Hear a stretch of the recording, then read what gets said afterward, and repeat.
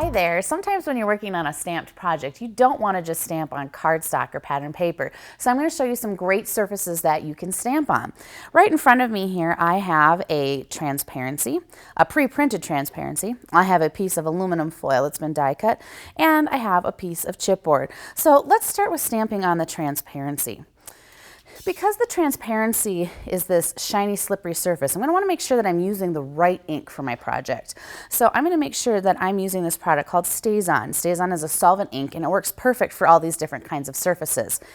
Now today I'm just using black StazOn ink, but it comes in a lot of different colors, so you can have a lot of fun stamping on a lot of different surfaces. So don't think that you're just limited to black ink. So I'm going to take this beautiful butterfly, and I thought it would be great to stamp the butterflies into this flourish pattern on the transparency. So I'm going to ink up my butterfly, and you can see that I'm going to turn it this way and make sure that I put the ink on this way so I get a nice even surface, nice even coverage of my ink.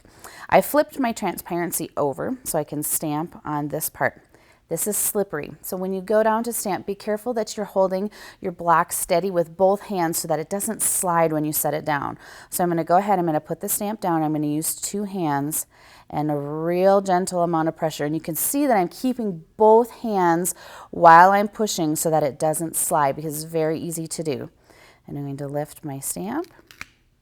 And I have this beautiful butterfly. I'm going to do it one more time so that you can see it again. So I'm going to ink up my butterfly image, and I'm going to use two hands. I'm going to go right here, and I'm going to be real steady with my pushing, and I'm just going to push and make sure that I don't slide, and I'm going to lift, and now I have this beautiful butterflies stamped onto my flourish. All right, let's talk about stamping on aluminum foil.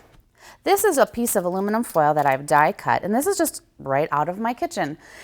Add some great shine and a different look to your project. Again, this is also a slippery surface, so as I ink up my stamp, I'm going to make sure that I'm going to use two hands and a real steady pressure when I'm stamping on here. So my stamp is inked. I'm going to go line up my image, and I'm going to use two hands. Very carefully, I'm going to push, and it slid just a little. And I'm going to peel the foil away, and now I have this beautiful butterfly stamped on a piece of foil. As you put adhesive on the back of this, this will flatten out and look gorgeous on your project. The last piece I'm going to do is chipboard. What I have here is I actually have a raw piece of chipboard, meaning it doesn't have any paper or stickers or a pattern on it, and I've stuck a piece of cardstock behind it. Again, I'm just going to stamp on this chipboard. I'm going to ink up my stamp, and I'm going to use two hands, a nice steady pressure, and stamp my butterfly. And I'm just going to continue to stamp all around this piece of chipboard to really make it pop.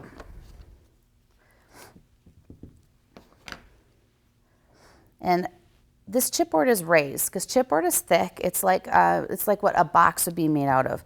And because there's an edge on it, you want to make sure that you don't tip your block off the edge. So make sure that you're keeping even and not rocking the block as you stamp.